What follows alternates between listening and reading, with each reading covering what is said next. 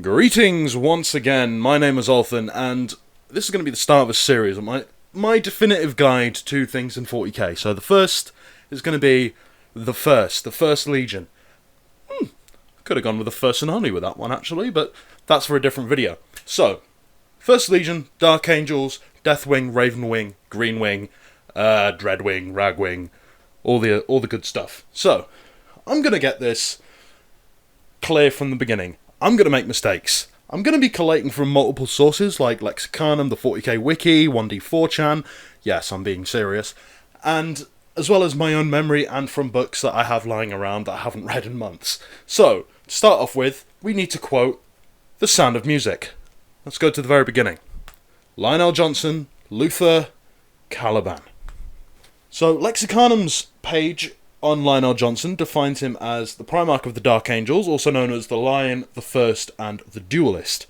He was scattered along with the other Primarchs to the far corners of the galaxy. He finally came to rest on the world of Caliban, a beautiful yet blighted world tainted by chaos due to its proximity to the Eye of Terror.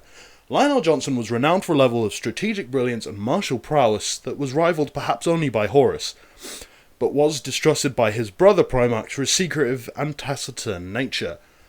Like I said earlier, the Chaos Emissary to Lorgar called him the Duelist. Jonson's capsule landed in a remote area of Caliban, far from any human habitation. There are no records of how he survived or what he encountered in the jungle during his early years, and any normal man would have died within minutes of being exposed to the planet. He lived for a decade in the jungle, alone and with no one to aid him. At the end of this decade, he encountered his first humans. Jonson was found by a group of warrior knights of the Order during one of their quests across the planet. While the knights prepared to kill Jonson, one of their number, a man named Luther, sensed something not immediately apparent about this seemingly wild man and prevented his fellow knights from attacking. Luther and the band brought Jonson back to their fortress monastery and named him Lion'El Jonson, which means the lion, the son of the forest, after the location and circumstances they found him in. Jonson quickly grew up under the care of Luther and adapted to the customs of the planet's inhabitants, learning to speak at an extremely rapid speed. Though he would never speak of his first 10 years of his life, Luther and Jonson formed a strong friendship that complemented each other's abilities and skills. It was now that Jonson's primary skills were discovered. He was a brilliant strategist and unstoppable once he decided on a course of action. Together, the two warriors rose through the ranks of the Order and spread the name of the Order through the quests they undertook together. The crusade against the great beasts. When the Order's ranks had swelled with new recruits, Jonson and Luther petitioned for a crusade against the terrible beasts that lived within the forest. Luther used his oratory skills to convince many of the Grand Masters of other monasteries to join the Order in this quest, and within a single decade the planet was free from the great beasts, the armies having been led by Jonson. In recognition of his achievements, Jonson was given the title Supreme Grand Master of the Order, which created jealousy within Luther.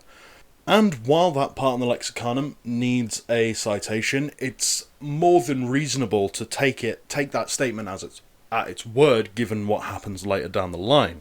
It's also interesting to note that in the novel Angels of Darkness by Gav Thorpe, Althan says to interrogator Chaplain Boreas that perhaps Jonson was tainted by chaos during the first decade of his life in the wild forests of Caliban, and considering Caliban's proximity to the Eye of Terror, considering the nature of the great beasts, how they always seem to spring up even if you killed them, they're very chaotic in nature. And the first couple of Horus Heresy books that feature a Dark Angel's perspective really puts this into perspective, with Zahariel and Nemiel being two main perspective characters, and you see them from aspirants in the Order to rising to knights at the tender age of 16, and you see them take crusades against these great beasts, and you can see that they are chaotic.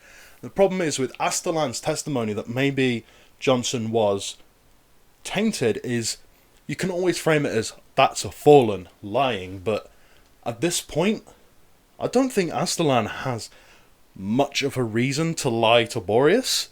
I mean, he can skew the truth in a way that casts the shadow of doubt onto Boreas, which does become a theme in that particular novel, but anyway, I'm getting sidetracked.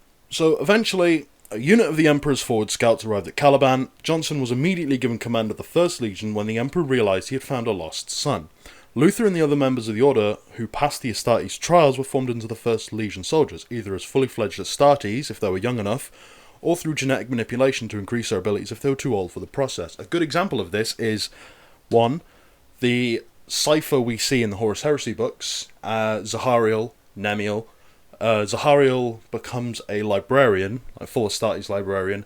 Nemiel becomes a chaplain, and Luther is one of the people too old and is just genetically modified and enhanced to kind of keep pace. And that also sows a bit of discontent between Luther and the Lion, because Luther doesn't feel like he's good enough to become an Astartes. He feels a bit ostracized because of it. The new direction of Caliban did not sit well with many of the older Knights of the Order, and they attempted to assassinate both Jonson and the Emperor, but were foiled by Zahariel. With his power base secured and the new Astartes ready, Jonson publicly renamed the First Legion the Dark Angels after an old Caliban myth. Luther, too old to be a Space Marine like we said, was the first to be genetically modified and became Jonson's second-in-command, as he had been during the Crusade against the Great Beasts. Jonson then left with the Emperor and the newly renamed Dark Angels. Befitting his status as the first Primarch, Jonson received the first Gloriana-class battleship Invincible Reason.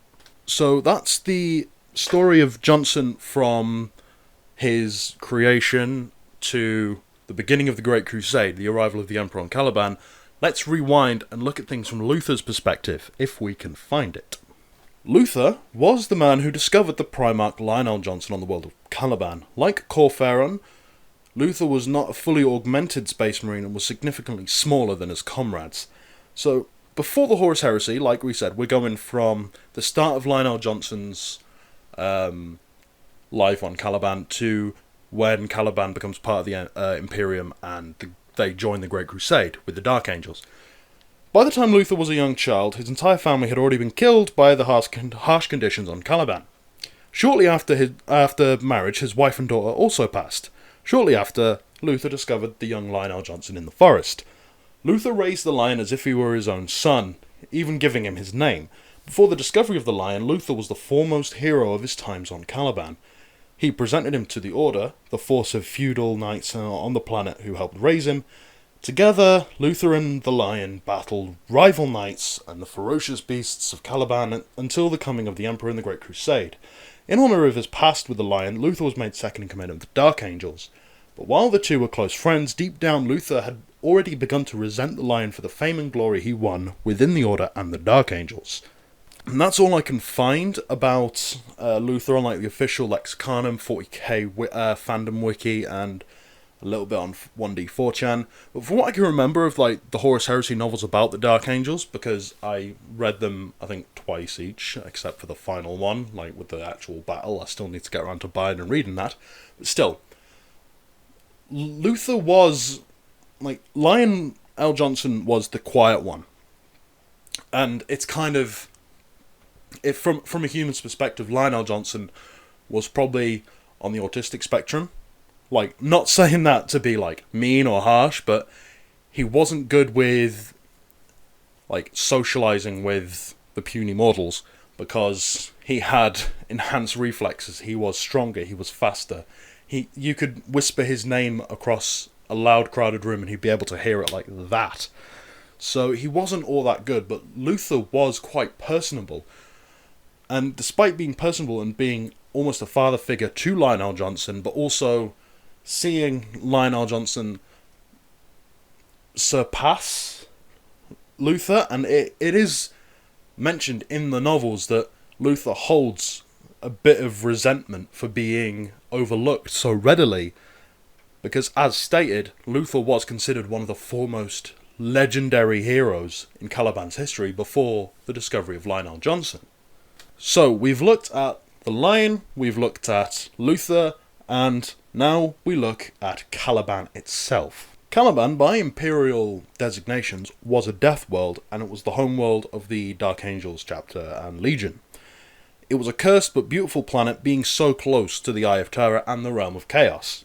So, Unknown to the Dark Angels, long ago the brother to the... how do you pronounce that fucking word? T'Chulcha. The T'Chulcha engine, known as Ouroboros, was embedded in Caliban's core. This may have been the original source of the planet's warp taint. Large portions of Caliban were covered with dense forests, which in turn were inhabited by many dangerous forms of wildlife. The most feared and deadly were the great beasts. Like I said earlier, Althan postulates, under the ministrations of Interrogator Chaplain Boreas, that perhaps Lion'El Jonson was corrupted by this very same taint that created the great beast. But I'm just talking around in circles now, so let's continue. Isolated from Terra for approximately 5,000 years, the people of Caliban lived in a feudal system. The noble class founded many knightly orders tasked with protecting the population from the hardships and perils that came from living in such a deadly environment. The greatest and most controversial of these orders was known simply as the Order. Probably got their naming tips from the Crackdown school of naming things, but I'm just being sarcastic now. The Order differed from the other knightly orders in that commoners were also allowed into their ranks. Lion'El Jonson and Luther were both members of the Order and would rise through the ranks together until Jonson eventually became Grandmaster. Prior to the Emperor's arrival, Jonson and Luther united virtually all the knightly orders in a successful campaign to rid the planet of all the great beasts. Though not technologically advanced, Calibanites were able to produce rudimentary bolters, chainswords, and even power armor. And a funny fact is that, from what I can tell and from what I can remember of the Horus Heresy books that are set with the Dark Angels before the Emperor arrives, is that their bolt pistols were rotary. They were like rotary bolt pistols. They're like bolt revolvers, kind of. I'll need to source that, but if I find it, it's, that's a nice little touch that bolt revolvers do exist, and it's not just techno-heresy.